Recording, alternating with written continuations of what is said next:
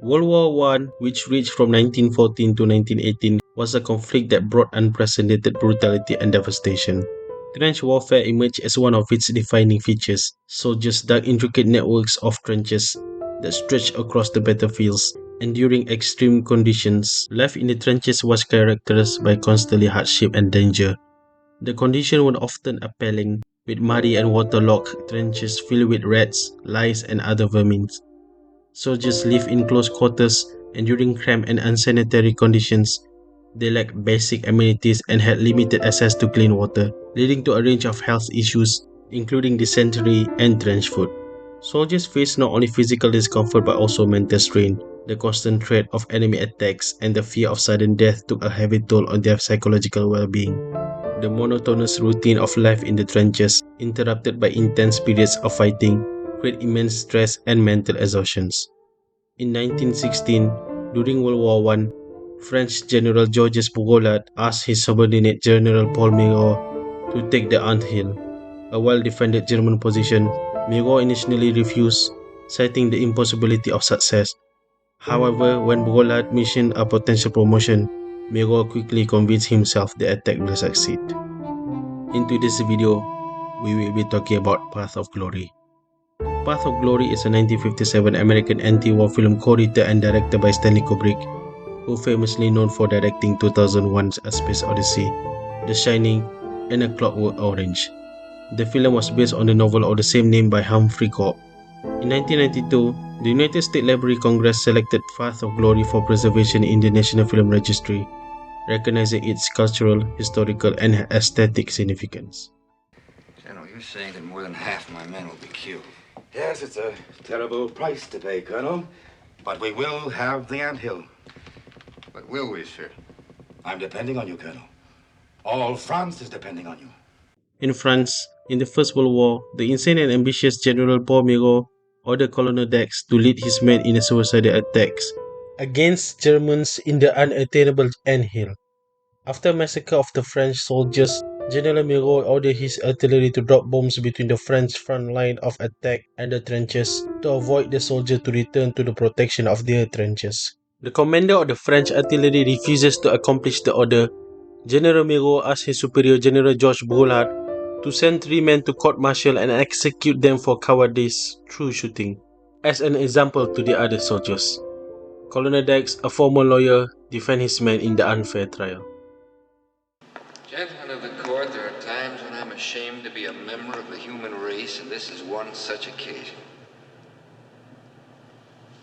It's impossible for me to summarize the case for the defense since the court never allowed me a reasonable opportunity to present my case. Are you protesting the authenticity of this court? The film's narrative is tightly constructed and engaging from start to finish. Its skillfully balanced moment of intense drama, courtroom tension, and emotional resonance, capturing the audience's attention and maintaining its grip throughout. The pacing and storytelling choices contribute to the film's impact and ensure a powerful viewing experience. Path of Glory is based loosely on the true story of the Souain Corporal affair, when 4 French soldiers were executed in 1915 during World War I under General Giraud Rivalah. For failure to follow orders, the soldiers were exonerated posthumously in 1934. Path of Glory is often regarded as an anti-war film. It exposes the harsh realities of World War I and criticizes the senselessness and brutality of warfare. The film portrays war as a destructive force that devalues human life and perpetuates a cycle of violence. The film presents viewers with moral dilemmas, highlighting the clash between personal integrity and institutional corruption, the unjust treatment of soldiers, and the sacrifice of innocent lives for the sake of maintaining military hierarchy become central themes, prompting viewers to question the morality of war and the action of those in command. The most remarkable aspect of these pioneer anti-war films is the complete absence of any persons depicting the real enemy. Therefore, the significance of the film lay not so much in its anti-war message, but in its brilliant expose of the monster within the general staff. The message here is that the enemy lurks much closer to home. In most war films, whether they glorify or condemn the carnage, there is rarely any venturing at all into the darker side of the politics. Which would you rather be done in by? A bayonet or a machine gun? Oh, a machine gun, naturally. Naturally. Actually, that's just my point. They're both pieces of steel ripping into your guts. Only the machine gun is quicker, cleaner, and less painful, isn't it? But what does that prove? That proves that most of us are more afraid of getting hurt than of getting killed. In Path of Glory, there is a powerful and poignant scene where a young German girl is brought into the chateau to entertain the high-ranking officers. The scene takes place during a lavish dinner party hosted by the commanding officer in the chateau. As the officers indulge in food, drink and revelry, a young German girl portrayed by Suzanne Christine, also known as Stanley Kubrick's wife, is brought in to sing a sentimental and melancholic song for their entertainment. The song The Faithful Hussar. The lyric of the song speak of a hussar who promises to return but ultimately meet a tragic fate. This parallels the soldiers in the film who make sacrifices and face death on the battlefield only to be abandoned or forgotten by their superiors. The scene underscores the dehumanization of war and the stark contrast between the lives of those in power and the lives of ordinary individuals caught in the midst of conflict. While the officers revel in their opulent surroundings, the young girl's performance exposes the tragic consequences of their decisions. Furthermore, the scene serves as a moment of reflection and introspection for the audience, highlighting the emotional toll of war and the loss of innocence in its wake. It is a poignant reminder that behind the statistics and strategies lies real life and human suffering.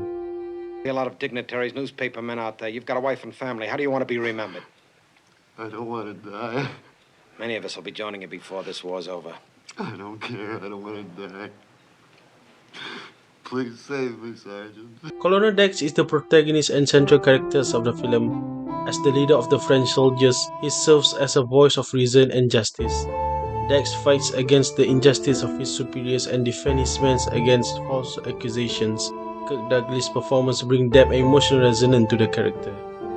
General Miro, portrayed by George McCready, is a high-ranking military officer who orders the suicidal attack on the anthill. Displaying a careless disregard for the life of his men, he represents the corrupt and self-serving nature of those in power. Miro's characters embodies the systematic flaws and moral bankruptcy of the military establishment.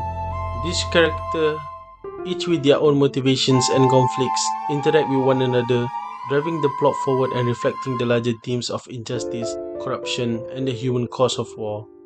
Their performances contribute to the film's impacts and provide a multi-dimensional exploration of the complexity of the war experience. I can't understand these armchair officers. Fellas trying to fight a war from behind a desk, waving papers at the enemy, worrying about whether a mouse is going to run up their pants leg. I don't know, General. If I had the choice between mice and Mausers, I think I'd take the mice every time. You'll never make me believe that, Colonel. The film creates a palpable atmosphere that immerses viewers in the world of World War I. From the dimly lit trenches to the stark and sterile rooms of military command, the cinematography and production design work together to establish a sense of realism and authenticity. There are many memorable scenes in the film, but I suppose the most famous ones are the tracking shot following various men inside the trenches. Kubrick keeps the camera in front of the men and tracks them as they walk, and the atmosphere this effect brings to the screen hasn't been matched from any war film that I've seen. This technique really builds a strange and claustrophobic nature that puts you right there in the action and gives you a sense of how tight these quarters are. The actual battle scenes is also quite beautiful because it really doesn't center on any one piece of the action going on. Instead, the camera just floats as the men try to capture their target, and the swooping camera really gives you a bigger feeling of the battle. Get out of here! I tried 3 times, look at all the casualties! All right! Let's give it another try! Come on! Give it another try!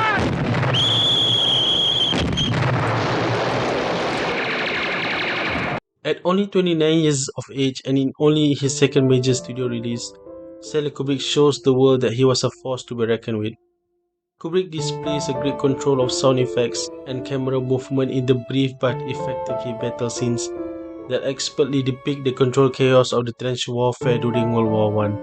Things get more interesting during the ensuing courtroom battle, where the deafening disparities between the elite who propagate the profit from war and the common citizens who suffer and die in war is shown with great lucidity.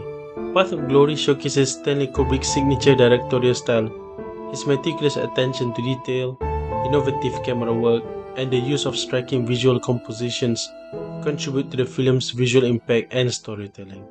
Many artists when they put a canvas up, which is blank, they start with very detailed pencil strokes, very small, delicate pencil strokes on a canvas. Stanley started conceptually at all of his movies, from my point of view, with large primary colored brushstrokes. And he would just like beat out these concepts that were, you know, pretty obvious. When you look at Paths of Glory, every sequence hammers its points home, but within every sequence, the filmmaking is delicate and subtle and gentle almost. In conclusion, Path of Glory is a masterful and thought-provoking film that delves into the moral complexity of war. Stanley Kubrick's direction, combined with compelling performances and gripping narrative, creates a powerful cinematic experience that continues to resonate with audiences. The films offer a scathing critique of the military establishment, exposing the corruption, hypocrisy, and disregard for human life that often accompanies warfare.